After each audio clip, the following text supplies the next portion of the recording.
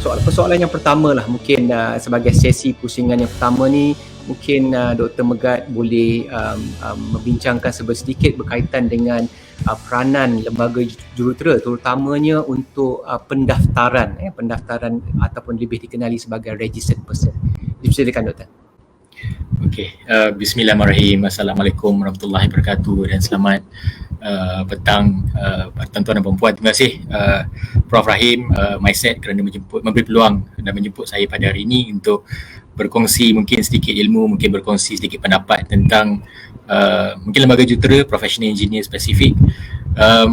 Alhamdulillah memang kami menghargai platform-platform begini, bukan sahaja melalui lembaga jurutera semata-mata yang dibuat melalui webinar kita anjurkan hampir setiap bulan, tapi kami juga menghargai platform-platform yang disediakan oleh external entity, mungkin audience ni berbeza, dan supaya maklumat, information yang mungkin dapat dikongsi bersama, dapat disebarkan dan juga dapat masing-masing dapat menimba ilmu dan akhirnya kita sama-sama dapat bekerjasama untuk demi profession engineering, teknologi dan juga demi sebenarnya akhirnya kepada negara, pembangunan negara. Untuk menjawab persoalan pertama tadi tentang pendaftaran di lembaga jurutera, seperti mana yang Prof Rahim maklumkan sebenarnya tadi, kami ditubuhkan, lembaga jurutera Malaysia ditubuhkan pada 1972, di mana pertumbuhan tersebut berdasarkan pada Akta ataupun Registration of Engineers Act 1967, di mana kita telah kemas kini pada 2015, bermatlamat untuk, walaupun nama akta tu Registration of Engineers Act, tapi akta sebenarnya diwujudkan untuk melindungi kepentingan awam, di mana kita akta bermatlamat untuk memastikan kepentingan, keselamatan dan juga kesihatan awam terjaga dalam konteks profession kejuruteraan itu tadi, di mana kita perlu memastikan mereka yang menjadi seorang jurutera, melaksanakan kerja-kerja jurutera, berdaftar, mematuhi certain kriteria yang melayakkan mereka untuk menjadi seorang jurutera. Profession kejuruteraan ni adalah satu profession dipanggil profesional, setanding ataupun setaraf seperti mana doktor, peguam dan sebagainya, yang perlu elemen untuk kita buat regulate ataupun dilindungi oleh undang-undang, supaya mereka yang dalam profession ini melaksanakan kerja-kerja engineering atau melaksanakan aktiviti-aktiviti berdasarkan standard, berdasarkan peraturan-peraturan tentu yang akhirnya adalah untuk melindungi publik. Itu yang utama.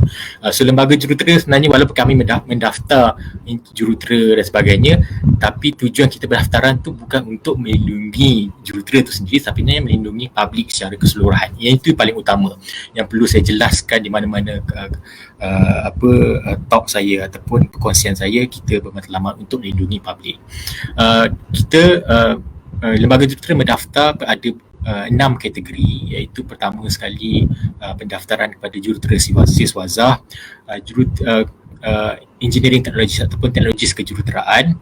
Kemudian kita ada professional engineer with practicing certificate, kita ada inspector of works, dan juga accredited checker. 6 kategori tersebut.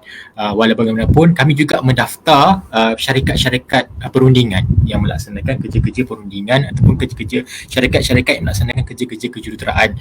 Kita panggil ECP, Engineering Consultancy Practices. Syarikat tersebut terdiri daripada mereka yang berdaftar sebagai jurutera, professional engineer, graduate engineer di dalam entiti tersebut. So hari ini sengaja lebih santai ya Prof, supaya tidak saya terlalu sebagai pendaftar, tapi lebih kepada information dan ilmu yang saya kongsikan. Tapi saya kena highlightkan di sini Akta REA ataupun Registration of Engineers Act 1967 jelas menyatakan bahawa kalau Section 7, di mana kalau tuan-tuan perempuan sempat tengoklah website JKR, bila sebut section ni dah jadi formal, tapi saya kena highlightkan itu Section 7, di mana untuk sesiapa yang ingin melaksanakan kerja-kerja kejuruteraan ataupun menerima ataupun take up employment ataupun menerima perjawatan yang jawatan tersebut menyebabkan beliau melaksanakan kerja-kerja kejuruteraan adalah satu kewajipan kepada tuan-tuan perempuan untuk berdaftar dengan lembaga jurutera. Sekurang-kurangnya sebagai seorang jurutera siswazah ataupun kejuruteraan teknologi kejuruteraan. Sekiranya tidak, aktiviti atau pekerjaan yang tuan-tuan buat, laksanakan adalah telah melanggar akta. Bila melanggar akta bermaksud melanggar undang-undang. Saya kurang selesa nak beritahu illegal, melanggar undang-undang, tapi akta menyatakan begitu. Tapi saya harap supaya kita tidak melihat kepada undang-undang semata-mata. Sebab kalau kita semua ni di dunia ni membuat sesuatu disebabkan kita nak mematuhi undang-undang semata-mata, dan kita mungkinlah bukan seorang bukanlah kita sebagai manusia sebab kita buat sebabkan undang-undang, tapi sebagai manusia sesuatu kita buat tu adalah naluri ataupun sesuatu kita nak buat sesuatu yang betul. Bukan undang-undang kata begitu tapi kita rasa benda tu betul. Tapi certain aspek prinsip undang-undang tu perlu dipatuhi.